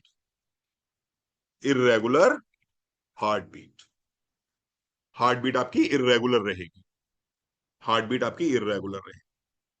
वो फिर तुम दिल की धड़कन हो वाला नहीं, कैल्शियम, विटामिन डी, मैग्नीशियम और पोटेशियम, उसकी वजह से आपका हार्ट धड़कता है, करंट की वजह से, अंजलि की वजह से नहीं। वो अजय उसका अक्षय कुमार का धड़कता था अंजलि की वजह से, आपका हार्ट कैसे धड़कता है? इलेक्ट्रिक करंट की वजह से। और ये करंट कौन किसकी वजह से मिलता है आपको? मैग्नीशियम की वजह से, पोटेशियम की वजह से, कैल्शियम की वजह से, विटामिन डी की वजह से। ये सब आपके हार्ट के करंट को बैलेंस में रखते हैं। ठीक है जी, चलो आपके आगे आते हैं। 11वां, कई बार क्या होगा आपको, अगर जिनको हार्ट में प्रॉब्लम है उनका और क्या सिम्टम आते हैं, बड़े बड़े बड़े, मैं छोटे छोटे सिम्टम बताता हूं आपको। कफ और वीजिंग, खांसी आ रही है साहब, कफ और वीजिंग, कफ और वीजिंग। एक मिनट, कफ एंड वीजिंग, ठीक है, specially specially at night, specially at night. Cough और वीजिंग कब होगी आपको? स्पेशली एट नाइट, रात में, जब आपको बहुत ज्यादा खांसी आ जाए, बहुत ज्यादा आपको लगे ये सीटी बजने लगे गले से, सोते सोते आपको, तो ये कुछ ना कुछ हार्ट का इशू हो सकता है। और इसमें कफ निकलता है basically, sometimes, sometimes with frothy sputum, झाग वाला कफ।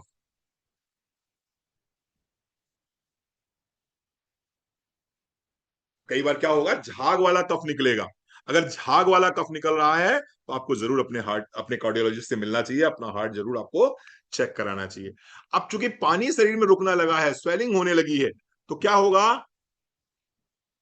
सडन वेट गेन होगा, सडन वेट गेन हो सकता है, अचानक से आपका 4-5 किलो वजन बढ़ सकता है। और प्लीज क्षमा कीजिएगा मुझे, ये वेट सेफ शिफ्ट से कम करने का प्रयास मत कीजिएगा। हमको लगा अच्छा तेरा 5 किलो वजन बढ़ गया, मेरा 100 पीवी हो गया, तू फटाक से आ, मैं तुझे सेफ शिफ्ट किट देती हूं, अभी तेरा वजन खट से कम हो जाएगा। अरे उसको हार्ट के डॉक्टर की जरूरत है, उसको सेफ शिफ्ट की जरूरत नहीं है। सेफ शिफ्ट किसके लिए है? हेल्दी व्यक्ति के लिए है।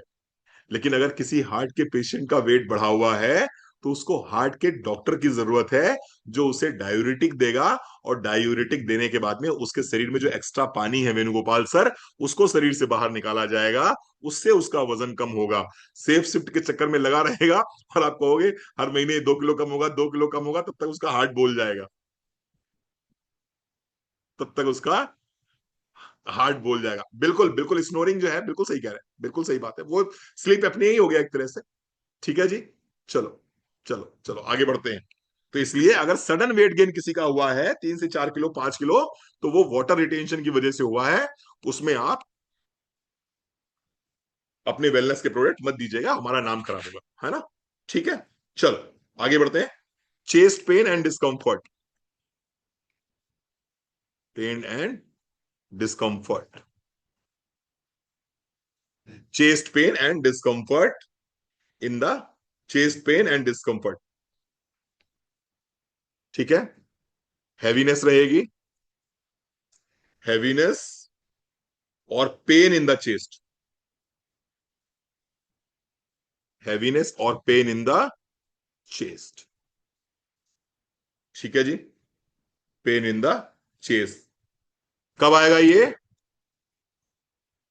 मोस्टली ड्यूरिंग एक्सर्शन, थोड़ा सा काम करने के बाद में, जीना चढ़ने के बाद में, या 100 मीटर चलने के बाद में आपको अचानक से सीने में भारीपन सा महसूस हो रहा है, चेस्ट पे प्रेशर महसूस कर रहे हैं, पेन महसूस कर रहे हैं, इमीडिएटली अपने डॉक्टर को दिखाइए, इमीडिएटली किसी ना किसी कार्डियोलॉजिस्ट को जाकर दिखाइए जाकर, दिखाइए जाकर, ठीक है।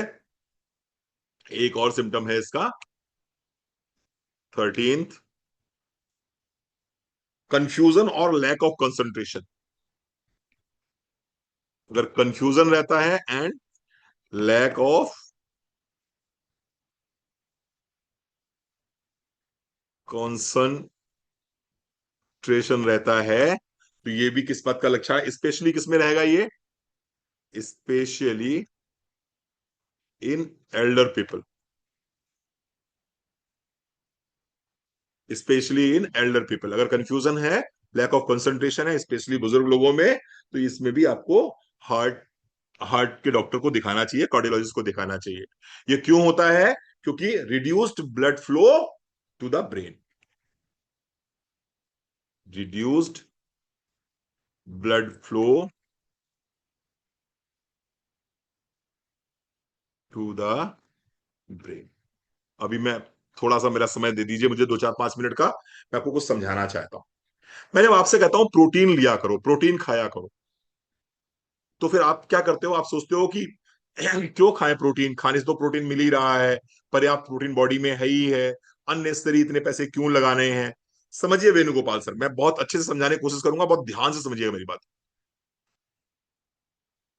मेरा मन करता है कि मैं आपको सब कुछ पढ़ा दूं। ये देखिए, यहां से ब्लड आया, यहां से ब्लड आया, ये आपका हो गया राइट एंट्रियम, राइट वेंट्रिकल, लंग्स में गया, लंग्स से आने के बाद में, लंग्स से जाने के बाद, लंग्स से आने के बाद में ये यहां आया, यहां आया। अब ये देखिए जहां पर लिखा हुआ है ना, ये मेरा कर्सर देखिए यहां पर, यहां से ब्लड को पंप होना है, यहां से ब्लड को पंप होना है, और ये ब्लड इतनी तेजी से पंप होना है कि इस एरोटा के माध्यम से, इस बड़े वाले पाइप के माध्यम से होते हुए, लाल वाले पाइप के माध्यम से होते हुए, पूरे ब्लड में ये, पूरी बॉडी में ये फैल जा रहा है, पूरी बॉडी में ये फैल जा रहा है। ये देखिए कुछ ऊपर जा रहा है, कुछ नीचे जा रहा है, वो अपना पूरा फैल जाएगा। अब होता क्या है, यहां समझने की बात करिए। कौन समझेगा इस बात को? सैयद बाबू आप समझिए, कुलदीप आप समझना। अगर मान लो ये हार्ट बेसिकली है क्या? ये हार्ट मसल है कि नहीं है? मसल है हार्ट, हार्ट मसल है। सैयद बाबू हार्ट मसल है, दिव्या हार्ट मसल है, हार्ट मसल है। अब होता क्या है बेटा कि जैसे जैसे उम्र बढ़ती चली जाती है, हमारी मसल्स धीरे धीरे कमजोर होती चली जाती हैं, हमारी मसल्स कमजोर हो जाती हैं। अब जब मसल्स कमजोर हो जाएंगी तो ये हार्ट वाली मसल कमजोर होगी कि नहीं कमजोर होगी? हार्ट वाली मसल भी तो कमजोर होगी, हार्ट वाली मसल भी कमजोर होगी। अब जब ये हार्ट वाली मसल कमजोर होगी, तो ये क्या करेगी? ये उतनी तेजी से उसको, ब्लड को फेंक नहीं पाएगी ऊपर की तरफ, एरोटा की तरफ ब्लड को पंप नहीं कर पाएगी। जब उतनी तेजी से ब्लड को पंप नहीं कर पाएगी, तो ब्लड क्या होगा? ब्लड प्रॉपरली ना तो ब्रेन तक पहुंचेगा, और ना ही ब्लड नीचे आपके बॉडी ऑर्गन्स तक पहुंचेगा। तो बुढ़ापे में आप क्या कहोगे? पता नहीं, कुछ याद ही नहीं रहता, पता नहीं, हम फोकस ही नहीं कर पाते हैं, कभी कुछ मुंह से निकल जाता है, कभी कुछ मुंह से निकल जाता है। क्यों? क्योंकि जो ब्लड है वो प्रॉपरली ब्रेन तक पहुंच ही नहीं पा रहा है, ओल्ड एज की वजह से, हार्ट की मसल के वीक होने की वजह से। फिर आप कहते हो सर पैरों में भारीपन बहुत रहता है। सर चलते हैं तो पैरों में सुन्नपन बहुत रहता है, पैरों में चींटियां सी काटती रहती हैं, पैरों में वो भूरे भूरे से धब्बे से पड़ जाते हैं। ये सब काहे का खेल है? सारा खेल इस बात का है कि आपका हार्ट प्रॉपर तरीके से ब्लड को पंप नहीं कर पा रहा है। और पंप क्यों नहीं कर पा रहा है? क्योंकि मसल्स वीक हैं। और मसल्स क्यों वीक हैं? क्योंकि आपने रणवीर सर की बात को ध्यान ही नहीं दिया। जब जवानी में हम कह रहे थे प्रोटीन लिया करो, प्रोटीन लिया करो, प्रोटीन लिया करो, तो कह रहे थे सर 2300 रुपए का है, तो 2300 रुपए का प्रोटीन कौन खर्च करेगा? मुझे थोड़ी मिलेंगे 2300 रुपए, तुम यार तुम अपने ऊपर लगाओगे भाई मेरे। समझ में आ रहा है प्रोटीन क्यों जरूरी है? अगर कोई व्यक्ति लगातार जवानी से पर्याप्त मात्रा में प्रोटीन लेता रहा, 1 ग्राम पर केजी बॉडी वेट प्रोटीन लेता रहा, तो होगा क्या? उसकी जो मसल्स हैं वो वीक नहीं पड़ेंगी। उसकी मसल्स जब वीक नहीं पड़ेंगी, तो ये जो हार्ट पंप करेगा, जो आपका ये लेफ्ट वेंट्रिकल पंप करेगा, तो पूरी ताकत से पंप करेगा। तो पूरी ताकत से जब पंप करेगा तो ब्लड कहां कहां पहुंचेगा रुना दीदी? ब्रेन में भी पहुंचेगा, और नीचे पूरी बॉडी में पहुंचेगा, और पूरी बॉडी में जब न्यूट्रिशन पहुंचेगा तो आप युवा और जवां बने रहोगे, आप तंदुरुस्त बने रहोगे। समझ में आ गई बात? अच्छा यहां बताओ, समझ में मेरी बात आ गई कि नहीं आ गई? वेणुगोपाल सर, मेरी बात समझ में आ गई? तो प्रोटीन उसको नहीं चाहिए जो वहां पर जिम जा रहा है। बोले सर जिम तो जाते नहीं, प्रोटीन लेके क्या करें? सर हम कौन सा जिम जाते हैं, हमें प्रोटीन की क्या, हमें कौन सा मसल्स बनाने हैं जो हम प्रोटीन लें? अरे प्रोटीन आप इसलिए लो क्योंकि प्रोटीन लोगे तो हार्ट सेफ रहेगा, हार्ट सेफ रहेगा। ठीक है जी, चलो मेरा काम है बताना, मैंने बता दिया आपको। अब हमारे पास 10 मिनट और हैं। अब कौन कौन से न्यूट्रिशनल सप्लीमेंट्स आपको चाहिए होंगे इसके लिए, कौन कौन से न्यूट्रिशनल सप्लीमेंट आपको इसके लिए चाहिए होंगे, आइए समझते हैं।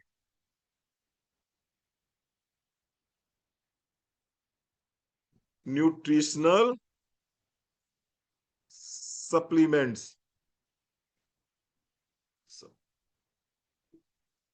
क्या क्या चाहिए होगा इसके लिए? सबसे पहले तो आपको चाहिए इसके लिए ओमेगा 3। जो आदमी ओमेगा 3 खाता रहेगा उसकी बॉडी में इन्फ्लेमेशन नहीं होगा, इन्फ्लेमेशन यानी कि सूजन नहीं होगी, और इन्फ्लेमेशन से अगर बच गए तो आप बहुत सारी बीमारियों से वैसे ही बच जाओगे। Omega 3 1 capsule OD for 3 months, कम से कम 3 महीने तो खा लो भैया। नॉनवेज नहीं खाते हो तो कम से कम इसी को खा लो, और नॉनवेज खाते हो तो इतना ज्यादा उसमें मिर्च मसाला डाल देते हो कि ओमेगा की वैल्यू ही नहीं रह जाती। फैटी फिशेज आप नहीं ले रहे हो तो कम से कम ओमेगा 3 1 कैप्सूल दिन में एक बार 3 महीने तो ले सकते हो, कम से कम 3 महीने ले लो इसको। दूसरा, आपके हार्ट में इलेक्ट्रिक करंट यानी कि आपके हार्ट के धड़कन जो है वो रेगुलर रहे, पर्याप्त मतलब बढ़िया बनी रहे, उसके लिए क्या चाहिए आपको? मैग्नीशियम चाहिए। उसके लिए क्या चाहिए? पोटेशियम चाहिए। ये कोई पागल थोड़ी है साउथ इंडियंस जो नारियल पानी पीते रहते हैं। ये नारियल पानी इसलिए पीते हैं क्योंकि उसके अंदर पोटेशियम है सैयद बाबू। हम जब गए थे अभी अभी साउथ में गया था टूर पे, तो वहां मैंने देखा हर 10 कदम पे मतलब नारियल पानी की दुकानें लगी हुई हैं। वो बेसिकली नारियल पानी जब पीते हैं तो नारियल पानी से उनको पोटेशियम मिलता है, पोटेशियम पर्याप्त मात्रा में मिलता है जिससे उनका हार्ट सेफ रहता है। मैग्नीशियम लीजिए साहब, केले खाइए, केले में पर्याप्त मात्रा में मैग्नीशियम और पोटेशियम मिल जाएगा। नट्स लीजिए, बादाम ले लीजिए, काजू ले लीजिए, इनमें आपको मैग्नीशियम और पोटेशियम मिल जाएगा। अखरोट ले लीजिए, इसमें मिल जाएगा मैग्नीशियम और पोटेशियम आपको। ठीक है, मैग्नीशियम और पोटेशियम ये इलेक्ट्रिक सिग्नल ये किस लिए है? For electric signal, for electric signal. Number 3 क्या लेंगे? उस दिन मैंने समझाया था कि विटामिन डी अगर बॉडी में कम है, vitamin D and calcium, vitamin D और कैल्शियम अगर आपकी बॉडी में पर्याप्त मात्रा में नहीं है तो ये आपके सडन कार्डियक अरेस्ट का कारण बन सकता है। अभी भी मैं कल न्यूज सुन रहा था कि गरबा खेलते खेलते मैडम चली गई, गरबा खेलते खेलते मैडम चट्ट से गिरी, पट्ट से निकल गई। ये जो आप देख रहे हो ना sudden cardiac arrest, vitamin D की डेफिशिएंसी। आपको पता है विटामिन डी कितना है लोगों के पास में? किसी का 4 निकल रहा है, किसी का 5 निकल रहा है। होना कितना चाहिए? 50 60। दिन भर दरबे के अंदर बैठे रहते हो, धूप में बाहर निकलते नहीं हो, कहीं काले ना पड़ जाए, कहीं टैनिंग ना हो जाए। अरे विटामिन डी कहाँ मिलेगा तुमको बाबू? तो विटामिन डी और कैल्शियम को अपनी डाइट में शामिल करो। नहीं धूप में निकल सकते हो तो मोदी केयर दे रहा है ना आपको, ये लेना शुरू करो। ठीक है जी, चलो अब थोड़ा सा आयुर्वेद में आगे बढ़ जाते हैं। आयुर्वेदिक औषधियों में देखें तो आयुर्वेदिक मेडिसिन में क्या क्या आ जाता है, हर्ब्स में देख लें, हर्ब्स देख लीजिए।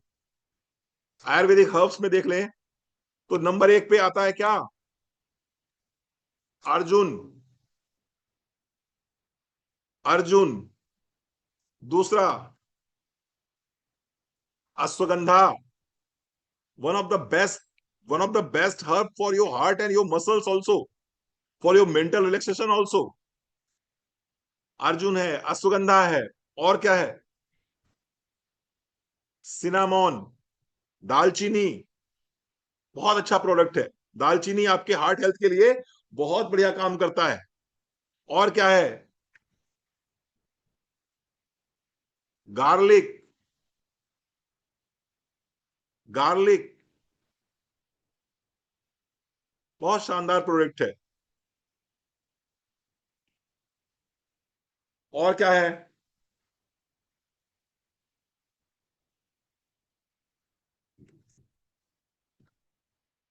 पुनर्नवा।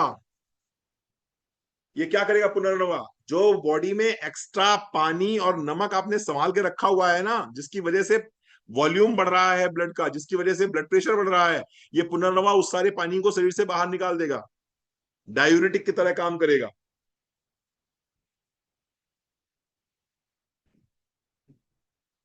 और क्या है इसके अंदर? हरिद्रा। हरिद्रा यानी कि हल्दी। ये सारे हार्ट फ्रेंडली, ये सारे हार्ट फ्रेंडली जो है ये प्रोडक्ट्स हैं, ये हर्ब्स हैं, हार्ट फ्रेंडली हर्ब्स हैं ये। शुद्ध गुग्गल। ये सारे हार्ट फ्रेंडली हर्ब्स हैं।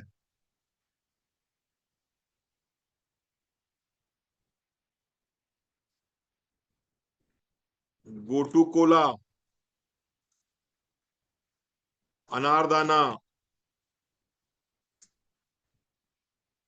ये सब हार्ट फ्रेंडली हैं।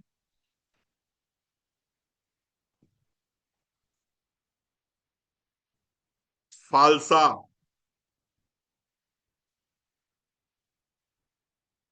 ये सब हार्ट फ्रेंडली हैं।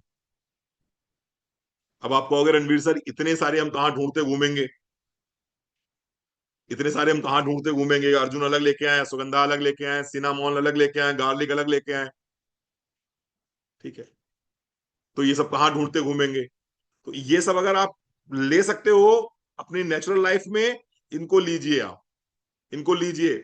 शुभकामनाएं मेरी आपके साथ में। कभी आपका हार्ट आपको धोखा नहीं देगा। लेकिन अगर मान लीजिए इशू आ रहा है, आप नहीं ले पा रहे हो, आपको लगता है आपके पास समय कम है, और आपको लगता है भगवान ने आपको मान रखा है, ऊपर वाले की दया से आपके पास में खूब पर्याप्त पैसा है, तो क्या करना होगा? दो प्रोडक्ट पकड़ लीजिए साहब। BP balance. BP balance. और इसके साथ साथ में मेटाबॉलिक बूस्ट। 30 ml सुबह, 30 ml शाम का, दोनों को ले लीजिए। 30 ml BP balance, 30 ml metabolic boost, दोनों को एक गिलास पानी में डालिए। 60 ml बराबर पानी ले लीजिए, मिक्स करिए, हिलाइए डुलाइए, आराम से गटक जाइए सुबह और शाम को। ये बीपी बैलेंस और मेटाबॉलिक बूस्ट, ये दो प्रोडक्ट ऐसे हैं जो आपके हार्ट हेल्थ का रक्षक बन जाएंगे, जो आपकी हार्ट हेल्थ के रक्षक बन जाएंगे। मेटाबॉलिक बूस्ट क्यों? इसके अंदर पुनर्नवा है, इसके अंदर पुनर्नवा है। बीपी बैलेंस क्यों? क्योंकि बीपी बैलेंस के अंदर हरिद्रा भी है, हरितकी भी है, अर्जुन भी है। मेटाबॉलिक बूस्ट के अंदर अश्वगंधा है। समझ रहे हैं आप मेरी बात को? तो ये जब सारी देखेंगे आप मिला जुला के, तो आपको बीपी बैलेंस और मेटाबॉलिक बूस्ट के अंदर ये दोनों मिल जाएंगे।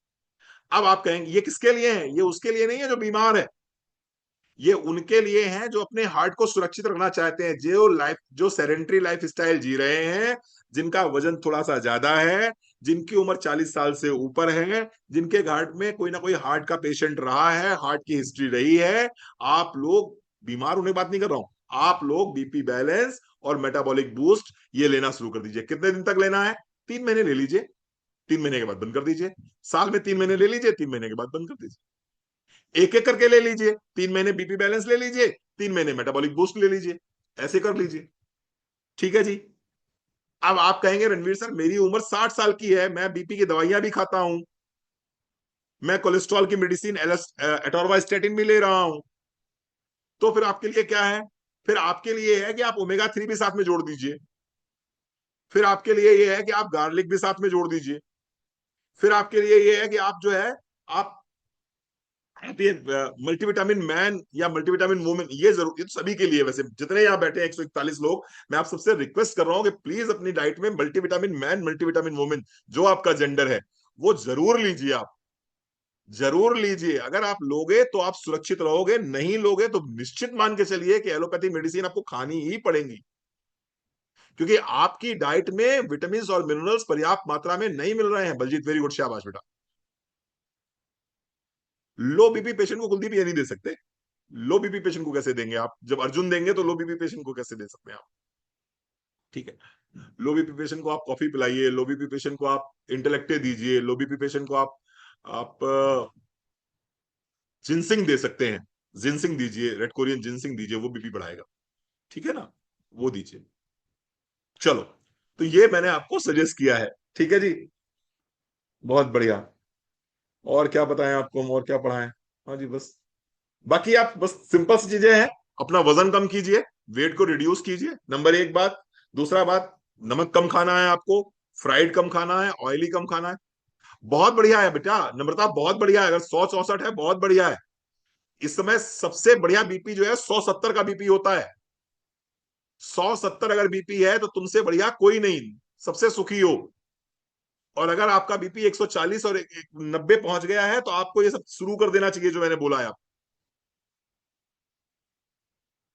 अगर आपका बीपी 140/90 पहुंच गया है तो बीपी बैलेंस, मेटाबॉलिक बूस्ट वगैरह शुरू कर देंगे, तो अभी फिर आपको दवाइयां खाने की जरूरत नहीं पड़ेगी। लेकिन अगर अभी भी नहीं करेंगे तो फिर आपको दवाइयां खाने की जरूरत पड़ जाएगी। वजन कम कीजिए, अपना ऑयली फ्राइड फूड बंद कर दीजिए, जंक फूड्स बंद कर दीजिए, नमक कम से कम सेवन करिए, थोड़ा सा वॉक करिए, ब्रिस्क वॉक करिए, थोड़ा सा एक दो, फिर याद आ गया, आधे घंटे नंगे पैर टहलना शुरू करो। अगर अपनी हार्ट हेल्थ को अच्छा रखना चाहते हो तो आधे घंटे कोई गार्डन मिल जाए, कोई ऐसी जगह मिल जाए जहां पर आप शूज को उतार के टहल सकते हो, वॉक कर सकते हो, वो सबसे बेस्ट है। वो सबसे बेस्ट है, आपकी हार्ट हेल्थ के लिए सबसे बेस्ट है। क्यों? आपकी बॉडी कैसी चार्ज है? आपकी बॉडी का चार्ज कैसा है आपको पता है? आपको आपकी बॉडी का चार्ज कैसा है? आपकी बॉडी का नेगेटिव चार्ज है। आपकी बॉडी नेगेटिवली चार्ज्ड है। और अर्थ कैसी होती है? अर्थ कैसी होती है? पॉजिटिवली चार्ज्ड होती है। तो जब आप निगेटिवली चार्ज्ड हो और पॉजिटिवली चार्ज्ड अर्थ के संपर्क में आधे घंटे रहते हो, तो क्या होता है बेसिकली? तो होता यह है कि एक सर्किट कंप्लीट हो जाता है। ये आप निगेटिव चार्ज हैं, ये आप निगेटिव चार्ज हो गए, और यहां पर अर्थ जो है ये पॉजिटिव चार्ज है। अब ये सर्किट कंप्लीट हो गया। सर्किट कंप्लीट हो गया तो जो भी टॉक्सिन्स हैं आपकी हार्ट वेसल्स के अंदर, जो हार्ट की वेसल्स के अंदर जो टॉक्सिन्स हैं, जो जहर है, जो कचरा है, वो सारा का सारा साफ हो जाएगा। जो एल्शियम कैल्शियम जमा हो गया है ना आपकी हार्ट वेसल्स के अंदर, आर्टरीज के अंदर, वो सारा का सारा कचरा साफ हो जाएगा अगर नंगे पैर आधे घंटे के लिए आप वॉक करते हो तो। ठीक है जी, क्लियर हुआ? Thank you so very much, बहुत बहुत धन्यवाद, बहुत बहुत आभार आपका। आप आए, आपने इतनी देर मुझे सुना। इस सब बातों के लिए आपके अंदर बैठे हुए परमात्मा को मेरा सत सत नमन। और अपने जीवन में खुशियों को लेकर आइए।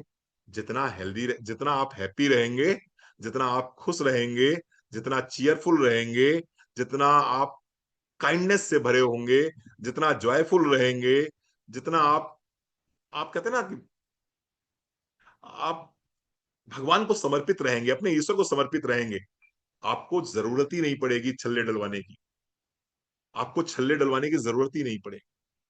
आपको ये बाईपास सर्जरी कराने की जरूरत ही नहीं पड़ेगी। मैंने शुरुआत में ही समझा दिया आपको कि आपका सारा पंगा जो है यहां से है, यहां से। इसको सही कर लो बाबू, जिंदगी में आपको डॉक्टर के पास जाने की जरूरत ही नहीं पड़ेगी यार। डॉक्टर के पास हम जा पता क्यों रहे हैं? इसकी वजह से ये शांत नहीं हो रहा है, इसको शांत कर लो।